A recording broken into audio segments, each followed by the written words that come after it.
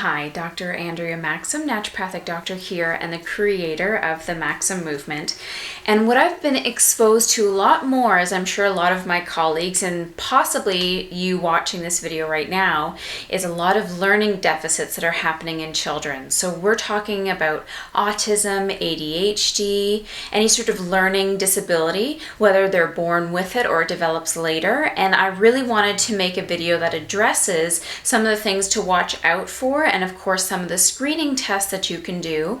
And in another video I'll talk a little bit more in detail about some of the treatments that we can use. Specifically, we're talking today about autism, but it can be in place of basically any sort of learning deficit, or if there's any sort of genetic deficiency happening that's requiring a little bit of extra care with your child. This is a great video for you to watch. So I certainly hope that you stay tuned until the very end. But for the most part, when we're looking at ways to identify autism, I know as a parent myself, when you think about everything we're being exposed to and listening to the seminars that I do, basically I feel like we should be in a hazmat suit.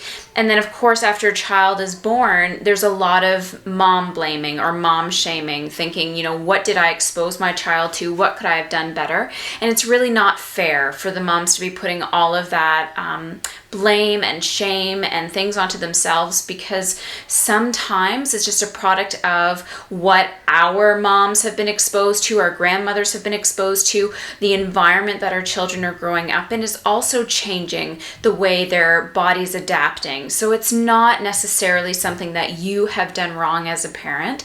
These things do just sometimes happen. So the sooner we can screen for them, the faster we're going to be able to start managing your child's symptoms.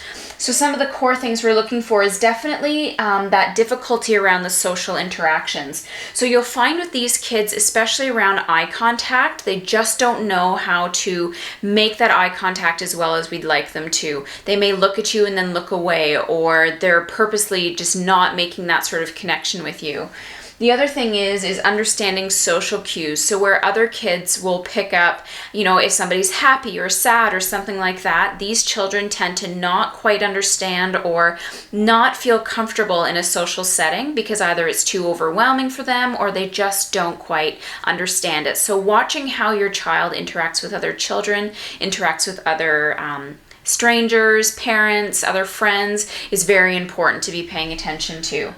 Definitely, you'll see a lot of repetitive behaviors, whether it's around things that they like to do, things that they like to say. You may find that the child lines everything up into a perfect row or has to have everything in a certain sequence in order to feel fulfilled by that task. Doesn't necessarily mean that if your child likes to do that, that there's something wrong with that child, but you'll typically find in the realm of autism at least, they tend to have very repetitive behaviors, almost like an OCD type behavior system.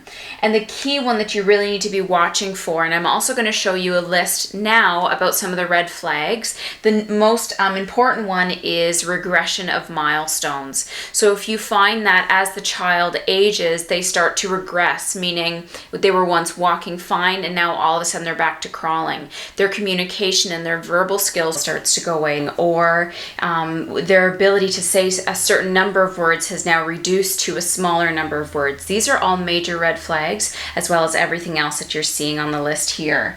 Now, when it comes to screening, there's two forms that you can look up online that are great sort of screening tools, definitely not diagnostic, but just ways to identify what sort of risk your child is at. So we have the MCHAT and the ATEC form.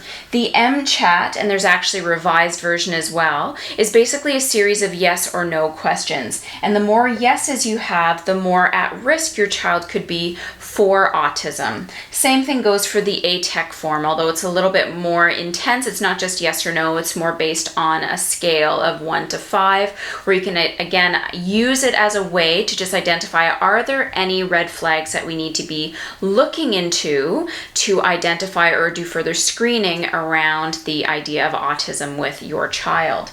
And then for testing, there's a whole host of things that you need to test for.